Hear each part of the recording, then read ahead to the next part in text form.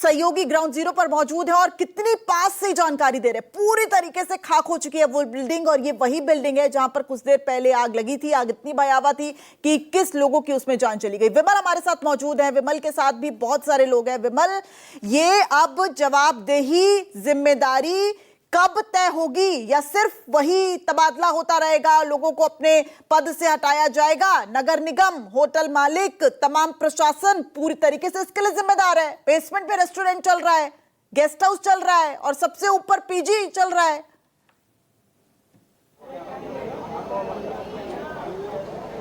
जी बिल्कुल, जाहिर तौर पर अब तमाम जांच की बात की जा रही है, लेकिन सवाल यही है कि जवाबदेही कब तय होगी और किसकी तय होगी और कैसे तय होगी। 2 दिन पहले और उसके बारे में भी जानकारी मिली, वो भी पूरी तरीके से इलीगल थी। और ये जो घटना है, देखिए मैं आपको सामने की तस्वीरें दिखा रहा हूँ किस तरीके से ये पूरी 4 मंजिला इमारत है, जिसका पूरे की पूरी इमारत जो है नीचे से ऊपर तक, उसमें ज़बरदस्त आग लगी सुबह करीब 9:15 बजे के आसपास। और उसके बाद तमाम जो लोग थे यहाँ पर, देखिए स्थानीय लोग हैं जिन्होंने निकाला बाहर। हम इनसे बात करते हैं। ये शोएब, ये बताइए कितने बजे की घटना थी, क्या आप कहाँ पर थे उस वक्त? घटना तो अराउंड ये 8:30 पे होगा और हम यहाँ पर 8:45 8:50 आ गए थे। अच्छा, सबसे पहले देखा आपने? आग शीशा तोड़वा के हमने नीचे लोगों को जम कराने के लिए बोला था। लोगों ने जम किया, उसके बाद फायर फाइटिंग टीम आ गई थी और उसके बाद यहाँ पर उसको बुझाने के बाद हम लोग अंदर गए फायर फाइटिंग के साथ और फिर लोगों को हमने रेस्क्यू किया है। अंदर क्या किस तरह की तस्वीर थी, कितने लोग अंदर मौजूद थे, कमरों में कहाँ पर थे? देखो, अलग अलग एरिया से अलग अलग लोग आए हैं। वॉशरूम्स बंद थे मोस्टली।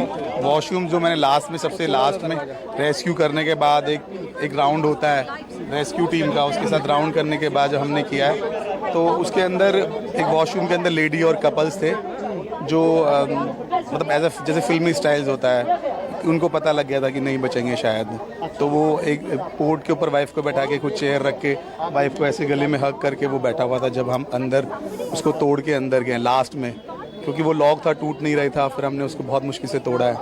दर्दनाक तस्वीरें थी वो बहुत ज्यादा, मतलब रॉड से मारा है, टफन गिलास तो टूट ही नहीं पा रहे थे। अच्छा। वो स्लाइड वाले भी नहीं थे, बंद थे ना पूरे गिलास। गेट क्यों नहीं खुला था?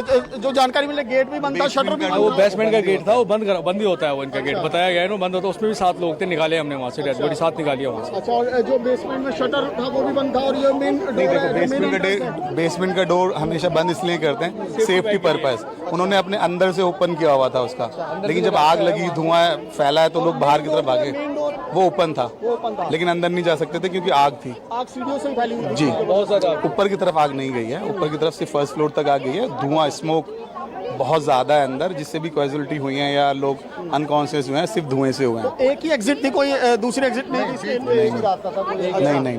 कितनी देर आप लोगों ने रेस्क्यू ऑपरेशन चलाया? फायर ब्रिगेड की गाड़ियां कब पहुंची? फायर ब्रिगेड की अपने टाइम से आई थी। हमने बिछा दिया है यहाँ पे, जो लोग कूद रहे थे, जब कूद रहे थे मचे हैं। और अब ये पता नहीं, फायर भी टीम टाइमली था सर, सब लोग।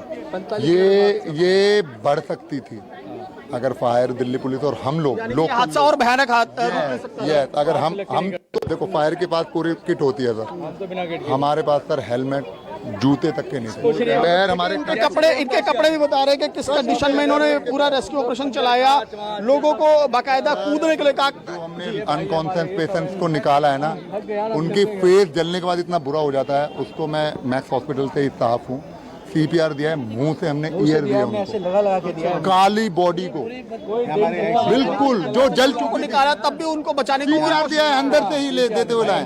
और अपने मैक्स की टीम को हमने इन्फॉर्म किया है, चद्दरों में उठा, वो लोग आए हैं, चादरों में ले गए, चादर उठाई हमने यहाँ से डबल बेड की, चद्दरों में लेके गए हम। इतनी मेहनत के बाद भी ये तो दुख होगा, 21 लोग फिर भी अफसोस है सर, इस चीज़ का बहुत अफसोस है।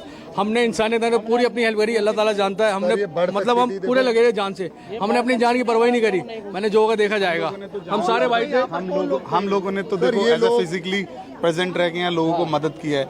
एक लड़का है अरमान, इसने अपनी पूरी शॉप के गद्दे, चादर,